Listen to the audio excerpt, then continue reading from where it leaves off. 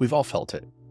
You're working on something new. It may be a job interview or a creative project or a new role at work. You're excited, but there's a nagging voice in the back of your head. It whispers in your ear, quietly at first, and then louder and louder until it's all that you can hear. Maybe you're not good enough. Maybe you're a fraud. Maybe you don't deserve this. What's worse, maybe everyone else already knows. Imposter syndrome is a psychological pattern in which a person doubts their skills, talents, or accomplishments, and has a persistent internalized fear of being exposed as a fraud. It's a monster that lives in your head, whispering lies and sowing doubt. Imposter syndrome is a common experience, especially among people who do creative work or are in high-pressure roles or are in a new environment. It can be debilitating, holding you back from taking risks or pursuing new opportunities.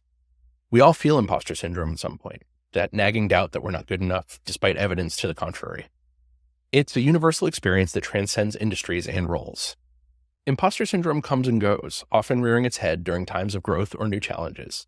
In many ways, it's a sign that you're pushing your boundaries and stepping into new territory. It's both a curse and a sign of your ambition. It's something that I appeal to truly just about every day. It's a monster that I'm always battling back. My latest hit of imposter syndrome centers around actually the last YouTube video I filmed and edited. I had it in the hopper for months and never released it. There was just something keeping me from hitting the publish button. Frustratingly, some of getting over imposter syndrome is just kind of getting over it. It's about recognizing that this feeling is normal and pushing through the discomfort is an important step in that process. It's sort of just a fun consequence of being human and a sign that you're growing and that you're challenging yourself. You know, I've experienced this in many ways, and through the years, I've kind of come to a process that helps me get through it. Although admittedly, with this last video, it took me over a month to publish it. So it takes different amounts of time. Take this with a grain of salt, but these are the 3 things that I do to keep imposter syndrome at bay. Step 1, just recognize it. The first step to overcoming imposter syndrome for me is recognizing it for what it is. It's a psychological pattern. It's not a reflection of reality. When you feel that doubt creeping in, take a step back, remind yourself that it's just your brain playing tricks on you. Let that settle in. Step 2, talk about it. Imposter syndrome thrives in silence. When you keep your feelings bottled up, it will grow and it festers. It only gets worse. Talk to a friend or a mentor or your therapist about what you're feeling. You'd be surprised at how common the experience is and how much better you'll feel when you share it with someone else. Oftentimes they'll echo it back. It's a pretty common human experience. Step 3, take action. Best way to beat imposter syndrome is to do something about it. Do the thing that scares you. Apply for the job, start the project, publish your damn video.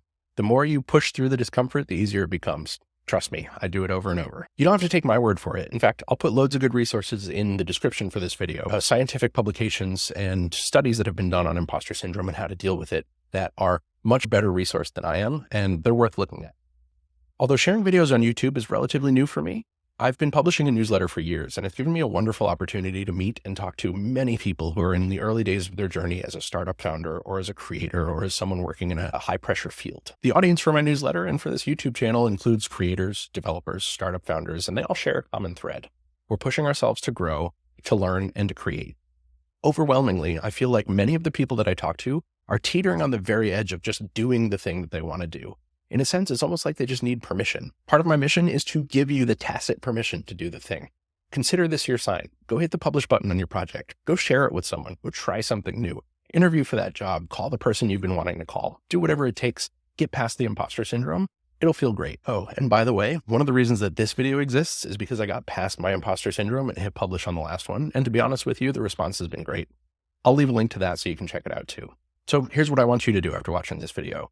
The thing that you've been held up on doing, go do it. Hit publish, share it. It may not feel like it's ready. It may never feel like it's ready, but now's your time. Try it out, share it in the comments below. I'd love to see it, and I'd love to share it with other people. Go on, show me what you've got. I really can't wait to see it, and I promise you it's going to be less painful than you think. Thanks so much for watching. This is Tiny Improvements, and I'm Mike Bifulco. I'll catch you on the next one.